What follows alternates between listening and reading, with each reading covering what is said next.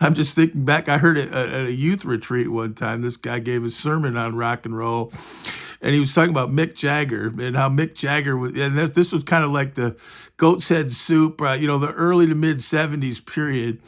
And and that at that time, Mick Jagger would wear a little bit of eye shade one time, and I guess there was one tour where there was like an inflatable phallus on stage or something, isn't that right? Around that time, and this minister was up there denouncing that, and of course the connotation was this is homosexuality. The Stones are going to lead your kids into the sin of homosexuality, and but I remember him talking about Mick Jagger and his eye shade and that inflatable phallus, which is kind of funny because looking back on it now that the smoke is cleared, I don't really associate the Stones with homosexuality. Hundreds and hundreds and hundreds of women, maybe, but not homosexuality.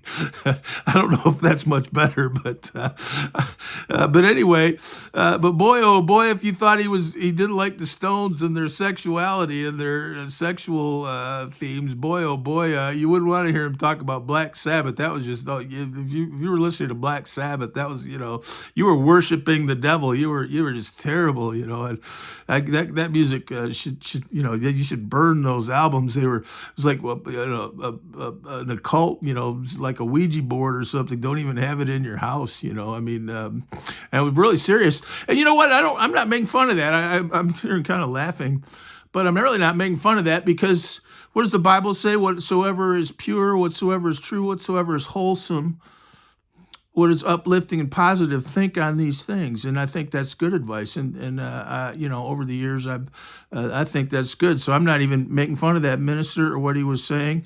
I imagine some of you would not agree with him. It'd be kind of easy to make fun of for a lot of people today. But you know what? The underlying point is we should have positive, wholesome, uplifting images that fill our mind, and I don't really think that's bad advice. Actually, filling your mind with a lot of dark, eerie, evil images isn't necessarily psychologically healthy, or maybe spiritually healthy. Some people would say, but at any rate, I definitely remember that this guy didn't like boy oh boy he didn't like the Stones, and I think he mentioned that this was right around the David Bowie period too, and Rod Stewart. That was another one. They were kind of getting it.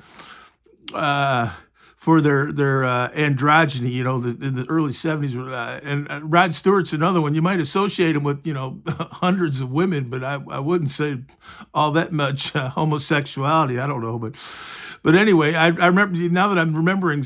I think Rod Stewart was in that message too.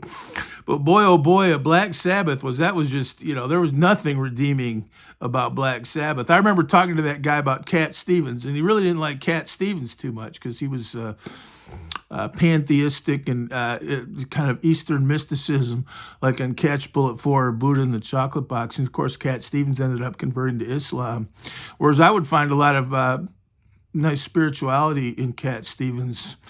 A little more diffuse form of spirituality, but spirituality nonetheless. But anyway, if he didn't like Cat Stevens, you just knew. You didn't even have to ask him what he thought about Black Sabbath. I mean, that was just like, don't even go there.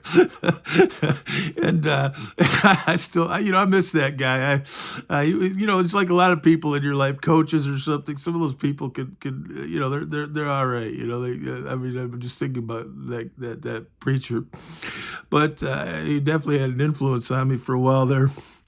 But boy, oh boy, you didn't like Black Sabbath. You didn't even want to bring it up. I mean, just the name. At least Led Zeppelin, you could kind of, you'd have to fish through some albums and find something. Jimmy Page. What's this? Some of this mysticism. What are these runic symbols on Led Zeppelin 4? You had to dig around in Led Zeppelin, but Black Sabbath, just the name alone was like, no way, no freaking way. But which is it's kind of funny. But over the years, I actually kind of agree with that, at least in the larger sense of do fill your mind with positive, wholesome things, and certainly a lot of good music out there that's positive and wholesome. Although I still enjoy a good horror movie.